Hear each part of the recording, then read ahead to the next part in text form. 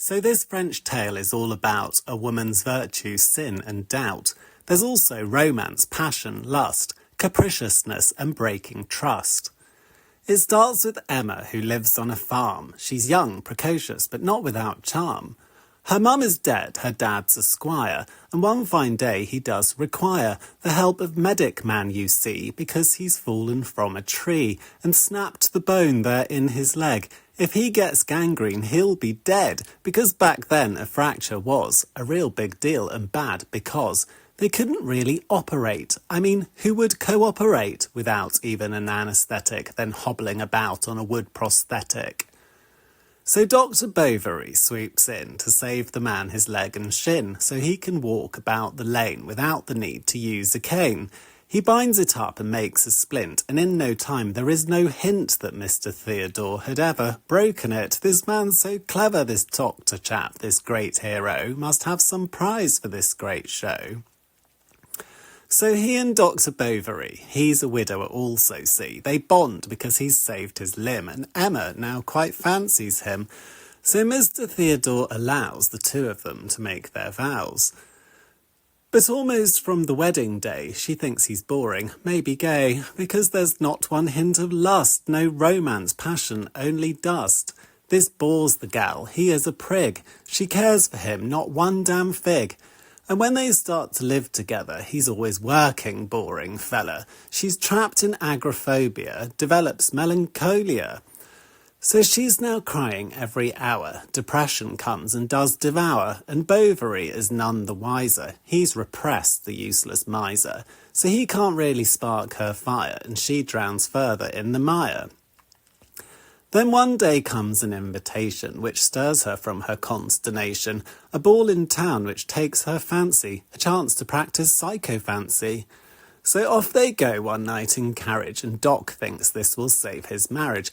But quite reverse the outcome is when Emma spies the rich Marquis. She dances with him gay and bright and revels in romance all night. So she is blissful and now sees the cause of all her miseries is being married to the Doc, the soulless, lifeless, useless crock. But one day, with his small perception, the Doc decides on new election, a situation more in town where she can flaunt her lacy gown to give the girl what she does need, satisfaction for her greed. So off they go to Yonville Sea, but this compounds his misery, for one day, when this cripple comes, he unsuspectingly becomes a project for Doc's fascination, for surgery in his vocation. So in comes this poor Hippolyte, who at first is all delight, 'cause he thinks he will walk again when clubfoot's cured and free from pain. But Doc does bodge the operation, which only ends in amputation, and this causes a denigration and screws Doc Bovary's reputation.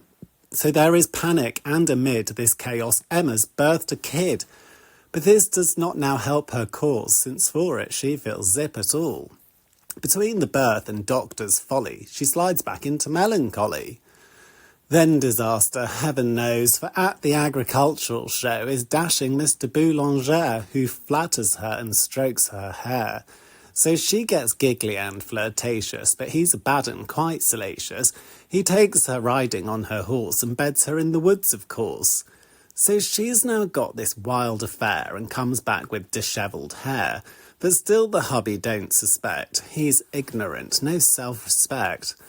So she goes on with wildest fling, blind to the mayhem it will bring. 'Cause when Boulanger's faithful promise to treat her like a saintly goddess turns out to be just blatant lies, she falls apart and cries and cries. You see, they'd planned to flee together. He bottles it, leaves her a letter. He dumps her by pathetic note, and he's revealed the useless bloke he is. You see, they're all the same. They take the woman's heart, then blame society and regulations for their own sexual frustrations. So he sods off and leaves her weeping, and Duncy Doc just leaves her sleeping. He just thinks that she's depressed. My God, he's thick and so repressed. Let's move along and get much farther and to the end of this whole saga. After several fainting fits, our Emma seems to get to grips with life again and does resign herself to her cross-stitch design. But in a bid to quash her longings, her empty soul craves more belongings, and to her shame and sheer discredit, she buys this furniture on credit. This she does with no regret, and saddles Bovary with debt. He's so stupid, meek, oblivious, so she gets greedy, supercilious. And then her lust reveals itself. That Emma just can't help herself. Then she goes off to opera halls at Rouen, and there in the stalls is this young chap, Léon, indeed. She'd known him all along, you see. Anyway, he is quite cute, and Bovary's still so aloof. She thinks, oh well, I need amusing. This lad with floppy hair's worth schmoozing. So off she jumps into a carriage, without a care left for her marriage, and Léon ravishes the tart, and falls for her with all his heart.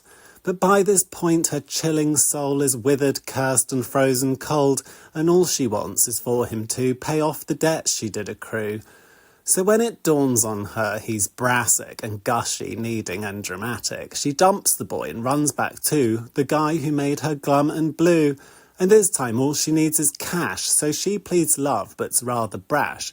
And Mr. Boulanger once more rejects her. She falls to the floor with broken heart, a withered crow from all this dollar she does owe. So near the end she does decide that she's possessed and cursed with pride, so she elects to kill herself with poison from the doctor's shelf. So she chugs down some arsenic, which makes her green and really sick, and after days of brutal wailings and misery from all her failings, she pops her clogs, her days now spent, but not before she does repent. With one last breath she gets the priest, confesses, and her mind's released. The doc, indeed, he is quite nice, for though he's thick, he's paid the price for wedding the old flibberty-gibbet, but no regrets, not for a minute. It's there we see in this last part that constancy in love's the art, for who of us could have predicted that he'd forgive the sin inflicted? But this he does, and then at end, we sort of like the doctor's trend for honesty and trust in God, but still he is a stupid sod. The moral is that wedded bliss can be a curse if you do kiss a frog, a toad, a dashing prince, or any man, both then and since. So women, you must only bind yourselves to men who good and kind do constant stay, but also find a boy that stimulates your mind.